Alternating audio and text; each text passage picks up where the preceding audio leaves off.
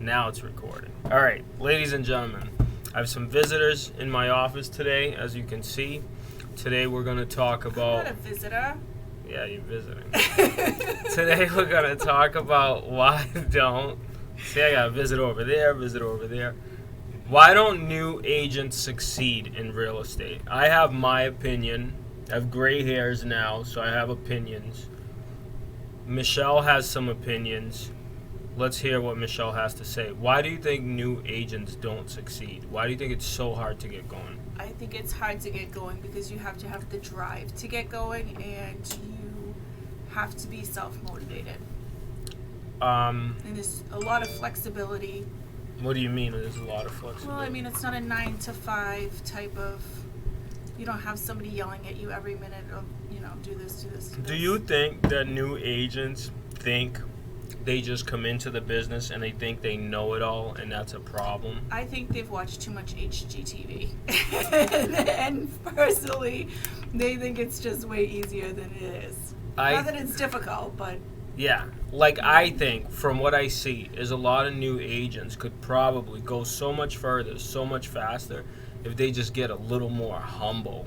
I feel like they come in and act like you're going to know more than me about sales and marketing and this and that. After being 6 months or 1 month in the business, you're all of a sudden going to be a superhero.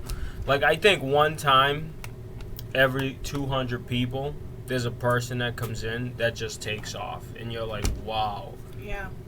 That's not most people just don't succeed, right? So you got to be humble. There's a lot involved. So yeah, you have to be hungry and you have to just be willing to work. You have to be willing to work. Most people are not willing to work. That's one thing, right? Exactly. You got to take the shit. You got to take the shitty calls and the shitty leads. Mm-hmm. You got to do it all. Everything. If it makes $1 or $10 or $1,000 or $10,000, you got to act like it's all the same. Agents don't do that these days. And then they think they know everything, right? Yeah. You have to listen to advice from everybody. Everybody may not have the best advice. And everyone's different, but you have to listen to it to pick through it, I think, to figure out what works for you. And what about new agents jumping companies? That's crazy. Why do you need to go anywhere if you haven't sold 20 houses? I think there's a lot of, we're going to do this for you, we're going to do that for you. It's all the same. You have to work for your money. Let me just tell you, is anybody going to do anything for you? No. No. Then nobody's going to do anything for you. Unless you sold 20 houses, you don't need to be going anywhere. Just sit down and go to work. Stop walking around. Patience.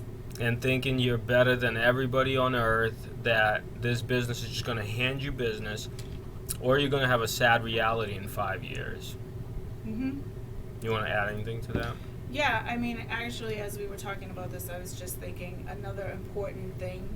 Obviously, everybody thinks about money, number one, but I think if you focus on money and you don't focus on why you're doing this, it makes it more difficult. I think naturally the money comes if you love what you're doing and you're going after it and you're staying focused.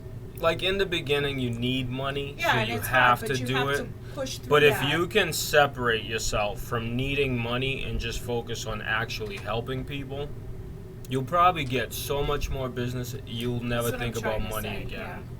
Yeah. I agree. Yep. So that's for new agents. We're out of here.